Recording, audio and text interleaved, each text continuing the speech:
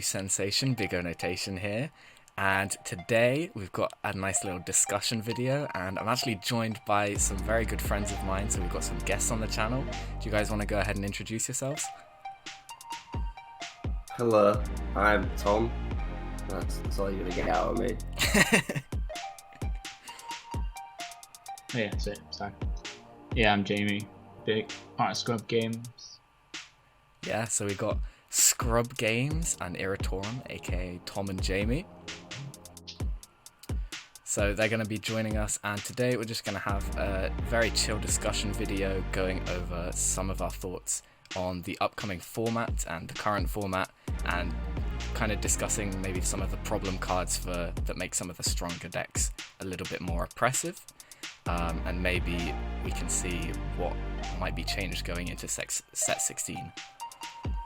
So, what would you guys say is probably some of the stronger decks right now for this current format? Hachiyak. Hachiyak. Yeah, okay, so we'll start on Hachiyak. We'll ignore Worlds completely and just jump straight to Hatch. Well, currently we know the best deck is Icarus. Yeah. The most versatile is yellow, so that's all the good stuff. Yeah, Icarus is definitely a very strong yellow leader, and it feels like just because of how generic it is, it could just be a yellow good card deck, and it kind of just adapts to every format. And just like Final Flash makes it so anything that you would have protection with barrier, they can just go, yeah, it's got no skills, dead. It's quite easy to take it off, they can just easily rest it, kill it with turtles and stuff. Yeah, that's a very good point. Anything you try to do, it can just potentially slot. They got Frieza is basically like a cheaper, more oppressive topo.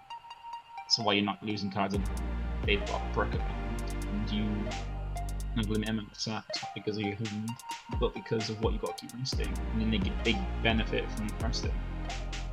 Yeah, absolutely. And I would definitely say that some of the other decks that are quite strong at the moment would probably be, I guess Self Surge is still pretty strong. Yeah, that's like the boogeyman. Because unless you if you're any deck that doesn't draw much, it's gonna kill you. Yeah, it's always gonna be good. Unless all they need to do really is to rub around to be just mono green leader, and it still functions as a strong deck, but just not too oppressive. And then evergreen decks can still do their hand shot and stuff if they want. Yeah, it's definitely a very oppressive way of kind of pushing out all of the rogue decks from making it to top spots in any tournament, especially for best of one as well. Yeah, best of one, best of one, its existence forces you to play cards you wouldn't really main. Yeah, exactly. And I mean, I don't really know about aggro decks. I've seen a lot of aggro stuff, but I'd say the thwarting package is still maybe not oppressive, but it's definitely strong, and maybe just Gogeta Zeno in general is quite a strong deck. Just the fact you can splash it in literally any deck, so you need a few cards. All you need is Scions and Vanillas, and then the big four. Maybe even just charge black, which is easy to do if you're doing that. Yeah. Easy just charging that plus one copy of the 8 drop as a extra finisher. And especially with that new Trunks deck coming out, you can just dump all of your small guys into the warp and then fuse them into the thwartings. Yeah, I mean, the only aggro deck really at the minute is Gogeta Xeno, right? Yeah. From what I can remember. But yeah, with this new Trunks coming out, do we reckon the Trunks trumps the Gogeta leader? I reckon it does. Well, it's just the fact that it doesn't have any self-awaken, but it can awaken. It's got an alternative win condition, so you don't have to worry about that. And the fact it doesn't have to attack. So it's just a kind of self-surge. It just goes bit main, warp draw 2, warp draw 2, warp whichever way it is. So you don't have to interact, which is even worse. Yeah, absolutely. But any leader that doesn't need to attack to gain advantage is just infinitely better than most leaders. Because then, that's the thing with self-surge, where it doesn't need to interact, you need to interact with it. If you can't awaken, you die. Or things like this that have alternative win conditions that have to attack to get their benefit. Yeah. These are just so good. Yeah, and also... By that logic, I mean, Grand Priest is obviously going to be super relevant next set, right? Grand Priest is going to be amazing. I really hope it's going to be good. I'm playing It already looks regardless. pretty good. The fact you don't have to attack to just rest roll. You've Yeah. got a unison you can play that gives you access to more free combos is a skill. Yeah. Got a free negating recess of blocker and stuff as well. It has the potential, but then it depends if anyone else is trying to play it and what else is in the set. Yeah. I'm looking forward to it as a massive leader, to be honest. Yeah, I think Yeah, everyone is hyped for that as a Massey leader. Yeah. It's gonna be a letdown. I can feel it. Yeah, I'm worried it might be. I feel like they've learned the lesson after the last Wish bout. That was That's the really.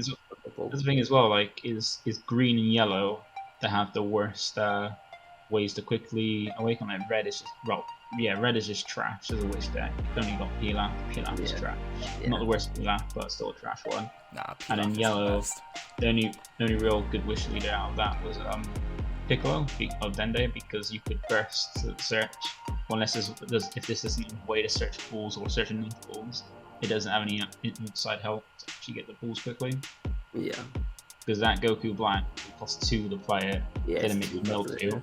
And if you use the effect to replay it from your warp after it gets in there, you lock yourself out of, like, good cards. Mhm. Right, so I've got a couple of slideshows that I'm going to go through, just talking about some of the stronger decks that we named previously, and maybe some of the problem cards that make those decks a little bit too oppressive. So just looking for your guys' input on that, basically. Okay. But the first deck we have here is going to be Cell Surge. And I think the main problem card that everyone has been talking about when it comes to Cell Surge has been the 2-drop Ribrianne. Yeah. I've heard a lot of people saying that it should be restricted. I know you mentioned it earlier, Jamie, that it should be restricted to mono green leaders. And I feel like that's like quite fair, because it leaves green, because part of green's identity. Like, every color's got 2 things that are strong. Right? Green's is destruction and discarding. Yeah. Keep it to mono green leaders. Every green and destruction decks, like OG Bronies, they can still function without being hit, whereas Cell Surge then can still be a thing, just not as oppressive. Yeah. I can definitely see them doing that, and I think that would definitely be a good change. Yeah. I can agree with that. Some of the other cards that I was looking at,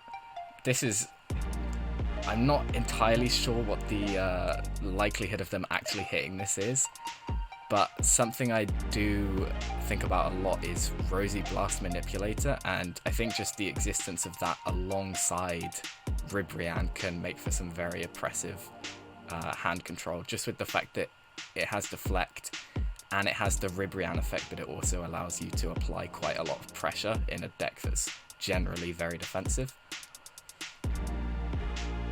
So I don't think they'll hit Rosie, because Rosie, like you say, it's 1 cost more, but at least it is slightly interactable. Like, Frieza Charismatic can kill a Rosie, and yeah, you'll drop 2 for it, but you won't be. They've paid 3, and you won't be getting triple attacked. And even if you do get triple attacked, I mean, Rosie is best at clearing unisons for the most part. Like, when it comes to playing Cell, you don't want to, unless you're going for the kill or have a way to reliably take the cards that you're giving them with that triple attack out of their hand.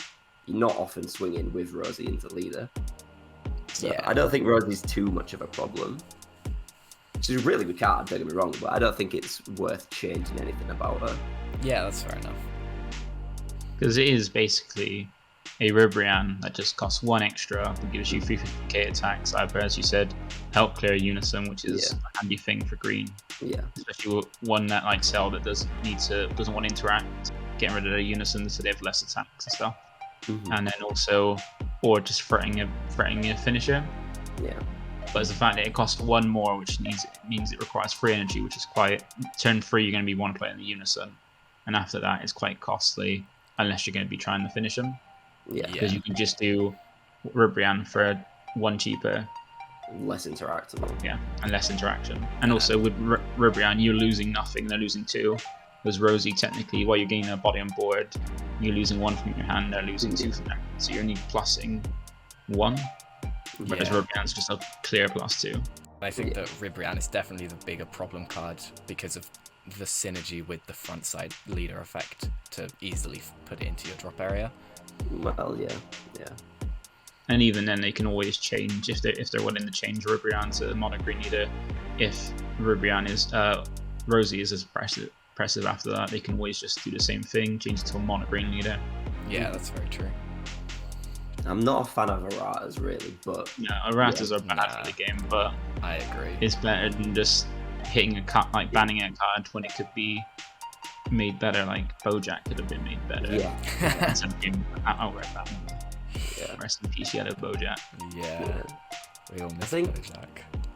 So with Cell, obviously, the fact that the leader untaps 2 is like really important as well, because on turn 3 you can have the pop off of playing the Broly Unison, Awakening, having the option to Rib, and then all the other 3 discard as well. So the Debura, the Toa, and you can make them drop a lot, and even the leader backside. So realistically, if Rib does get locked to a green leader, is anybody going to bother picking up any other untapped 2 green leader? Does that sound like a plausible option? Is there any other good untapped 2 I don't even green know leader? if there are any other. No, that is Green's weakness. It doesn't have a generic. The only 2 that I've yeah. messed around with in the past are there's the GT Goku that gets Quad Strike if your opponent has like 4 or more creatures on board, or battle cards on board. And then you've got like the set 2 Vegeta, I want to think, that gets buffed if your opponent's board's empty. Those are the only 2 green leaders I can think of. That's not like King Cold or something. Yeah. No, that is the issue. Like most green leaders have to be implementic or just trash looking at the last set. Yeah, absolutely.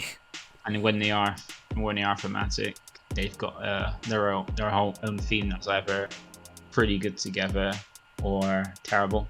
Yeah. I can't remember if I had another card listed. Oh yeah, I did. This isn't nowadays ran so much in Cell Surge. I know it was back when Cell Surge wasn't as popular. But just thinking in general, because of the new keyword coming out with Empower, and I know people have talked about this card getting hit previous to that. I was thinking there was a potential for them to touch Demigra, the Unison of Sorcery, just because it has quite a strong interaction with Empower, because it's one of the stickiest 1-cost Unisons that there is. Baby, what would you reckon they'd hit about it? Just get rid of it or change it? Just they need to ban it. There's not really limit. There's nothing you can really do to limit it. It's just there. It's just the fact that other cards can make it passive. Like, it's nice to have a first turn Frieza's Charismatic villain ready available, but with Empower, since they're going with Empower, I don't know if it's just this set or in future sets they can have it, because they still have Spirit Boost stuff. That's the first one. If they do, basically the existence of that card means that green Unisons in future with Empower have to be very mediocre and not great with their effects, because if they have any like generally pretty good effect, all you need to do is chuck down Demigra turn 1, use the plus marker skill, and then next turn if you play another Unison, you've got an extra 3 markers over.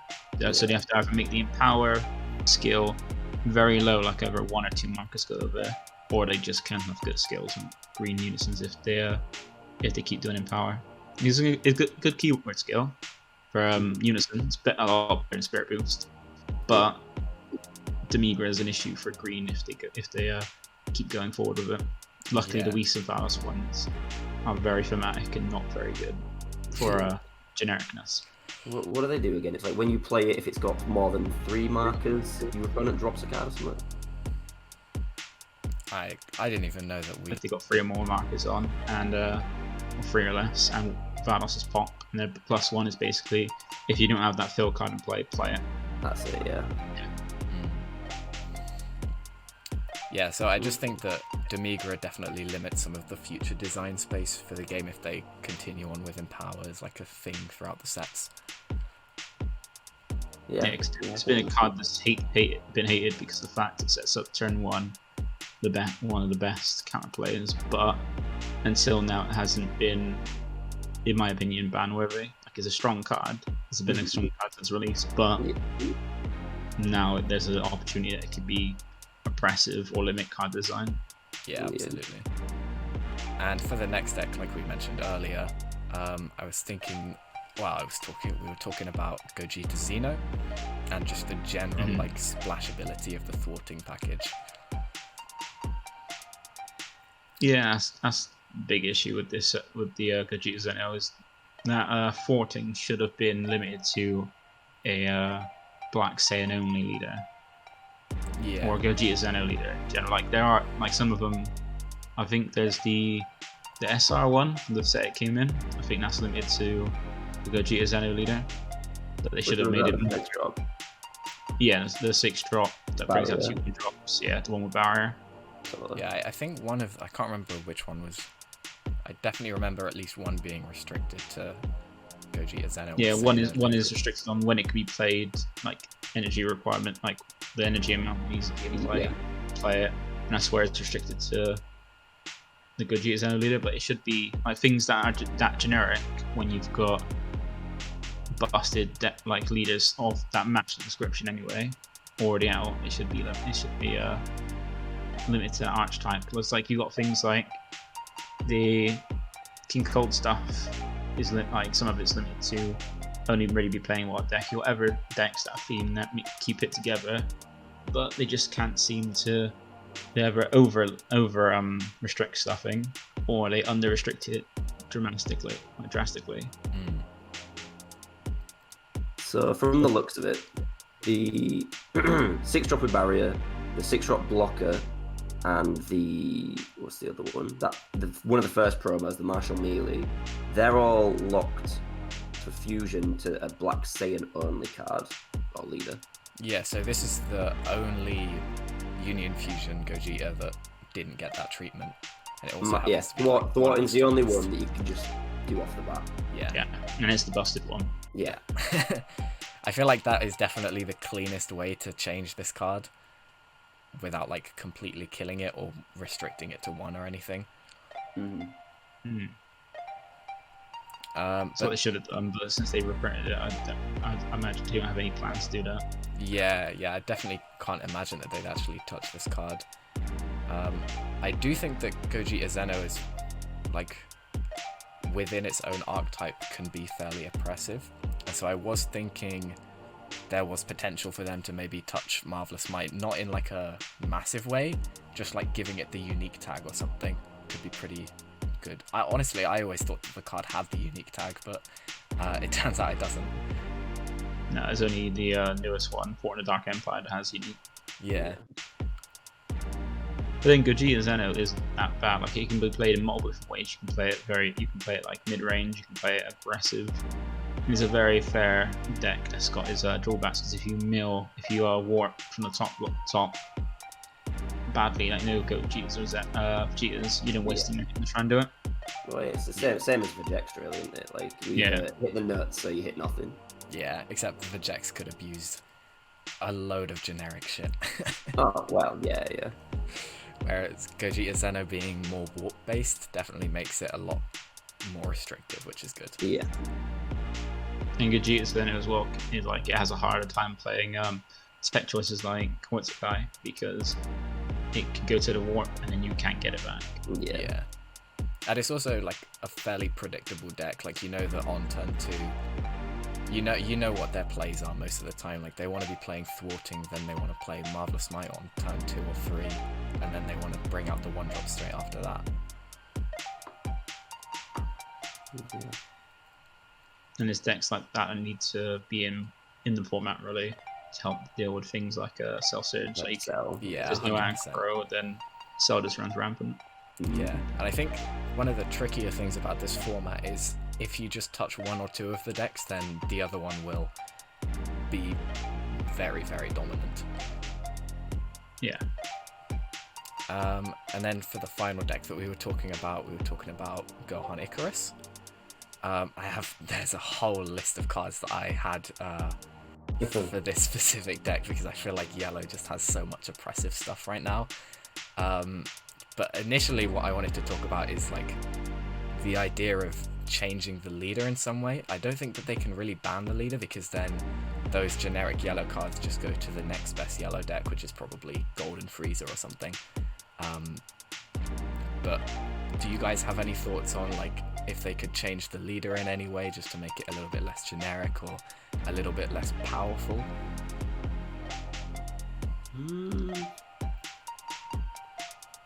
I don't know, to be honest. I mean, well, okay, so the leader what? Self-awakens, so swing, take a life, draw one, right? That's what it is. Yeah. Yeah. And then on the back side, it's got the whole monster combo draw, play it out from drop area. I mean, I'm looking at Andrew's list from Worlds. There's 4 monsters and the rest are just good yellow card dot deck. Yeah. So I don't really know what hitting the leader would do, to be honest, just to stop it drawing so much. You'd end up punishing the people who actually, I know there's not many, but you'd end up punishing the people who play the deck properly with monsters. If you were going to hit anything on the backside at least. It's very tricky to balance it, like keeping it as a good archetype along with getting rid of the strong yellow stuff. That's the thing. That's all yellow is. Yellow is just basically just there's no real like any theme for yellow. It's just terrible. It's like it's overcomplicated and like very thematic. Like you got Garlic. That's basically just need to play that. Chuck in maybe a few generic yellow stuff. And there's only the decks that have got small splash, like more easy to package engines like Jiren, Icarus and stuff. There's any worthwhile. And even then, like you said, if they do get rid of the leader, because the leader is good because the fact that on the Awakened side, it's got Self-Awakening, which draws 2. It's got all the good yellow stuff. And then when it flips over, it's got draw 2 still, just drawing more cards. And if you hit it, you just go to the next best yellow Saiyan leader, which is the Broly leader, which does the exact same thing, Self-Awakening, drawing 2, and then on the other side, it's got a way to draw 2 cards a turn, or you can just still be oppressive and still use all the same stuff. Yeah, it always feels like there's a queue of yellow leaders that are lined up, just in case one of them gets hit, the next one just takes its place. Well, yeah, I mean, I'm looking at this list, and it is basically, with less extra cards, it's just the Mecha Freezer list. Yeah. Yellow, like the yellow Icarus deck feels like Gravekeepers and Yu-Gi-Oh, where together the deck is very strong. You take him out piece by piece, and the pieces individually are strong, but not that strong. Because only when you put them together, then it makes something seemingly powerful. So I was gonna go over just a couple of the cards that I thought made yellow as strong as it is right now. My first one is Poutine, and I think that like there's a good chance that they might hit Poutine just because of the fact that they hit the red version and the green version back on the past ban lists, and they were quite oppressive. And then I feel like Poutine is probably less oppressive than those cards because it doesn't offer the same like aggressive potential, but it's still a very strong card, and because it has barrier, it's very hard to interact with. But it just kind of gives you that like free effect every turn, basically.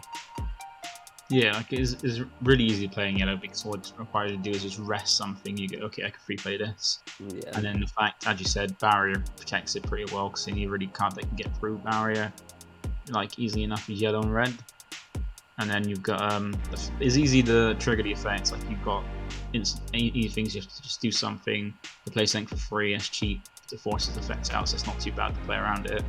But it's the fact that yellow and red had theirs hit, so yellow shouldn't have theirs hit, and the only ever one is blue, but blue's is trash. Yeah, blue gravy, by the way. And another thing it may be unique like this, but still, it's just as powerful. It's easy to play. You could get rid of it. I think I know that the red or the Bardock had a 0 combo power as well. I don't know if the green one did, but Poutine is a 0 cost 5k, which makes it like it means that the cards, the extra copies aren't dead in your hand, whereas with the others they were. Another card I wanted to talk about is, I think we mentioned this earlier as well, but Robotic Riposte. I don't really see how they can hit this card other than like locking it to a freezer leader or something. But it is very like it does just feel like a stronger version of Heroic Prospects or some of the other cards that the other colours got that are very similar? It is basically the same as Topo and Reverse Prospect. It's just the Floodgate Negate. Like every colour has technically got one. I think green's kind of got it into Dormant and stuff to limit amount of attacks per turn. But it's just the fact that yellow can defend easier than most. That's why. So it seems more impressive. So Topo costs 2, but then if decks with smaller hands, they get punished by it, and just the fact it costs 2 means it's a bit more expensive. Freezer is not, well, now with the new negate and stuff, and ever really good extra cards like Final Flash, Power Super Saiyan, the Freezer's Reinforcements, you've got easy, cheaper and easier to use extra cards to make it live, and and the fact you just need to charge them, so you can charge them or have them drop, makes it pretty good to reduce the cost to 1. So all you need to do is turn 1, charge 1, turn 2, charge never, and then for the rest of the game is always going to be 1 cost. Yeah. If it was 2 cost, it might not be as still be good, not be as great. You have to keep 2 open, but still. Yeah, I suppose that keeping 2 open in mono yellow is, I'd say that'd be okay if it cost 2. I'd say that'd be alright. Because at least with Prospect, you need a Unison cost 1. Yeah. If you're getting a Unison at turn 2, then you're tapped out. Unless you're playing the terrible panel when dropped 1. Yeah, I think and even that then is like format specific for the heroic prospects. Yeah, because it only hits battle cards that cost higher than your energy, doesn't it? Yeah. Yeah, I think maybe making Mecha Freezer cost 2 could be a good change, but I don't know if they've never really changed the specified cost of another card before. No. I don't think it's a bit of an odd They one. can just errata even though it's like we don't want erratas, they could just errata the permanent to be like it can be reduced by 1 Yeah, instead of 1 for every extra card. yeah, that could be good. What were the other cards? Oh yeah, I've heard a lot of people talk about the idea of Power of Super Saiyan getting hit. Personally, I don't think that this card necessarily needs to be changed, and I don't think it will be changed. I just think that it's a strong individual card, but I've heard a lot of people say otherwise, and I was just wondering your guys' thoughts. They just need to give every colour a copy of it, like in their own thing. They gave blue 1 that allows you to free play it and untap an energy while drawing a card and untapping an energy for free. Going from but still have the same for every colour, have a mono of that colour energy open to use it for free, and then have it do something like green, get a draw, make and discard 1. Be the same kind of thing. Blue draw 1, untap 1, and then red minus something while drawing 1 for free. Just a make thematic it fair. Yeah. I can definitely see that being Definitely good, down for that. compromise. Just make it exactly the same requirements, just still have the draw, also being used as negate if need be, same cost, then just have that draw and do something the colour does. Not give black because black's just got just as many good generic cards. It doesn't really it counts as a colour. Just it shouldn't get the same things the other colours do. Yeah. Now the next card is something that I think, I've hated this card for a long time. I can definitely understand why people see it as fair, but I just personally have a vendetta against it, and that is the Absolute Annihilation Goku that makes all of your opponent's extra cards cost 1 more. And personally, I think this card is really toxic, and I think that eventually it needs to get banned, or it's just going to be power creeped because 3 cost will be too expensive. But what are your guys' thoughts? So just remind me, it's Barrier Deflect, right? Barrier Deflect unique. And then you can't tell me that any card in this game that's ever had Barrier and Deflect has been fun, because the two that spring to mind are Invoker Vegeta and Gogeta 7, at least. And those two, obviously different power levels, but I've never seen those cards being played against me and thought, I'm having fun now. This is a fun game. And I'm sure I'm not alone in that. Yeah, no card should have both Deflect and Barrier. It should be one or the other. Yeah. So, And in answer to your question, with its effect, yeah, it's incredibly toxic. Yeah. Just the fact that the effect doesn't even last for one turn, or like it's just there for the rest of the game. There shouldn't be cards like that shut down a whole thing. Like you've got, like yellow just has it all. They've got slug, the shut off any drawing outside the leader. So if you've got a leader that doesn't draw, they're required outside help and draw. That shuts it down. You've got this, anything that requires extra cards like King Cole or anything else, shut down.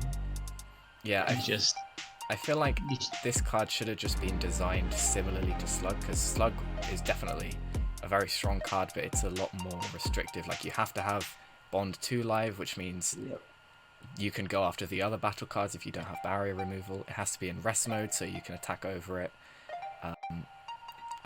And it also doesn't have deflect. Yeah. This card just feels like if you tap out on turn 3, or even if you're going for a kill turn, you can use it aggressively so they can't de-magic or something. And I feel like it never feels bad to play this card. No, like it's just like I like it in Mecha Freeze, in like the Golden Freezer, where you can just play it and then sack off the Freezer to untap energy. And you can just, Yeah.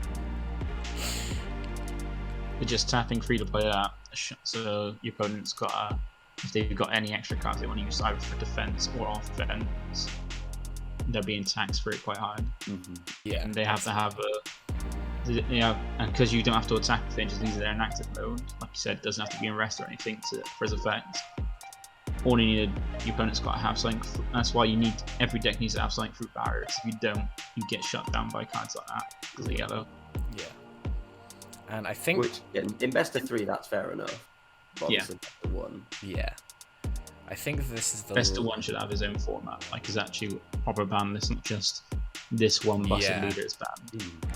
Yeah, I've heard that take a few times. I definitely agree with. To be fair, one thing that would be quite good is, so obviously you've got best of 1, but what you could do is one of the discards men is starting up a league, and it's best of 1 with a side deck, and it'd still be best of 1, but it's at the start of the game, you put your leader down, your opponent puts their leader down, and then when you see what you're playing against, you could just go into your side deck and then side at the start of the game. That's definitely a very interesting idea. And I love that. So that'd be nice, but that won't. This isn't Flesh and Blood, Tom. This isn't Flesh and Blood. I know, but I just take the good things from Flesh and Blood and bring it over here, you know? I think the last card that I had specifically to talk about was Swift Retaliation Cooler. Okay, good. I'm glad you brought that up, because I didn't think you were gonna.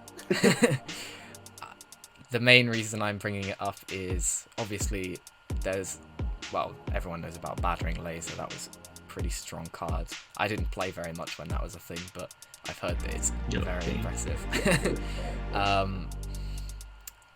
But my main comparisons to draw it to are the Baby Golden Avenger counter, and alongside the Boo counter for green. And I feel like this card is just the best one out of those 3, because Baby obviously costs 2 more. It has a little bit more utility because it can be used to counter play stuff and clear stuff through barrier as well. And it can be free as well. I was gonna say, you only really see it if they're playing with the Baby Unison as well. But that can take a fair amount of setup in it. I was gonna say that's more setup, which is why it's and then with the Majin Buu Secret Rare for green, you can't use it on a leader attack, but it's also taking up your Secret Rare slot. And so even though it costs the same amount as Cooler, you're only able to run 1 copy of it, and it means you can't run Kai Secret Rare or anything like that. As well. But yeah, what are your guys' thoughts on this card? I think it's alright.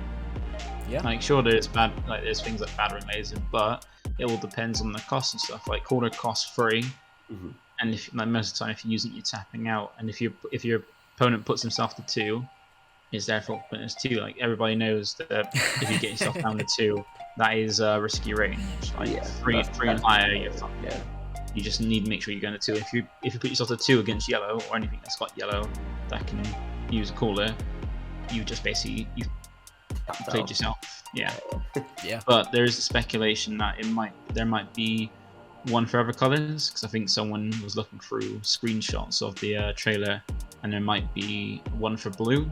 I think they saw one that might be for blue. Oh, that's interesting. Same cost and stuff. But we have to wait and find out if that's true. Yeah. But yeah, I feel like the counter is absolutely fine skill, but it needs to be designed correctly. Like battering lasers, obviously, first set of the game, bad choice. When we got later on things like mirror and jumper. But cool things like cooler and like more specific costs is fine. Like cooler requires freeze. If you've set up a board, you have to set up a board before and then go in it. But then you can easily bait out the cooler as well. Yeah, I can definitely see if that. You're playing blue and you've got baby hatch, you use your other negates first, then you baby hatch. Yeah. I think that's the last card that I had specifically to talk about, but was there any other cards that you guys wanted to bring up, or decks that you just generally don't like and think should be banned? Something like that? Every blue deck. Yeah, no, that's Except fair. Blue Bojack. Except Blue Bojack. No, like most decks are absolutely fine. Like the format is absolutely fine. And then like Cat Jack's not too bad because you've got more things to swing. Like you've got higher costing things and stuff. And most people that play Bojack, they just play well, not Bojack, Hat Jack. They just play it slow.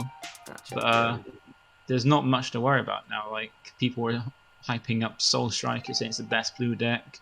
It's done nothing. It didn't show up anywhere. Yeah. There isn't, like, outside of those three decks, well, yellow in general, well, I'd say just yellow in general and Cell, there isn't much of an issue in any decks. Yeah, I can definitely agree with that. I think that yellow and Cell, or just like hand control in general, have both gotten a little bit out of hand, and they push out rogue decks. Like, I feel like the power level between those two and the rogue decks has gotten a little bit too big. I think the only other card that really needs to be looked at is well, people say Fu Shrouded, but then you need a massive drop to be able to try and hope it doesn't get countered to stop. Like yellow can just counter arrest it, blue can just stop it from coming down. There's only green and red that really fear it, but then green and red aren't in a good spot. And the only other card that needs to be looked at that is a bit oppressive and just shouldn't exist is Turning the Tide. The fact that you can just, especially in blue, stall to turn 7 and drop a card that basically just says, your hand's gone, I can get mine back up, and if I put up a board before, tough luck, especially with deflect. Yeah. Well, that's the thing, isn't it? Like, that's what everyone says. If you're playing blue, you just stall till turn 6 and you're Fu Shrouded. And if that goes well, good, you've killed him with it. If you don't kill him with it, you follow that up the next turn with Turning the Tide, and then they're really fucked. Like, and obviously what we're really good at is stalling. Especially with Baby Hatch being one of the best secret in the game, just the fact that you go, I'm out on turn 6, you turn your turn, you attack, I switch it to my turn with this Baby Hatch, now I turn the Tide, and I've got an 8 cost, 40k, and a Turn the Tide with crit, and my leader, minimum to basically just go, good game. Yeah, absolutely. I feel like blue hasn't really done much recently, but they have definitely gone with some wild hits, or like preemptive hits as well. So Android 17 could definitely take a looking at. And I was considering putting Fu Shrouded on here, but I feel like it's a lot more fair than Android 17 feels like. Yeah, it's very strong card. Like the fact it's like secret level strong, but the fact is you have to get to turn 6, which isn't as plausible in every deck. And even then, you need to have a massive drop if you're overwhelm everything. Like if you're not using an overwhelm, you probably need to drop for stuff. Yeah. And it costing that much means you're going to be using it as game ender, but it's not as hard to stop as people think it is. And I feel like also to play that you already have to be in a strong position, or at least an even position, because if you play it without a board or anything, you're not really gonna do anything with it. You just got to lead a swing in that, which if you got the combo out combo is not too bad. Whereas Android 17, you could top deck it when your opponent has 11 cards in hand and you have 0, and it can just win you the game sometimes. Someone would say Turning the Tide. Yeah, something like that. But yeah, any closing thoughts from you guys? Any shout outs you want to give? Use Deck Planet, DBS Deck Planet, best deck building website, only deck building website. Absolutely. No, this trash DBS decks. I don't know. It's a name I've heard. Can't wait. Someone's going to hear that. It's going to be all over the Facebook. A shout out to Scrub Games and as well as our team, the Scrub Squad. Yeah. I'll have links to your channel in the description below, as well as DBS Deck Planet for anyone who wants to use the best deck builder for DBS trading card game. But that's it from us today. Thank you guys very much for watching. As always, hit the like button if you enjoyed, and comment down below to give me any sort of feedback.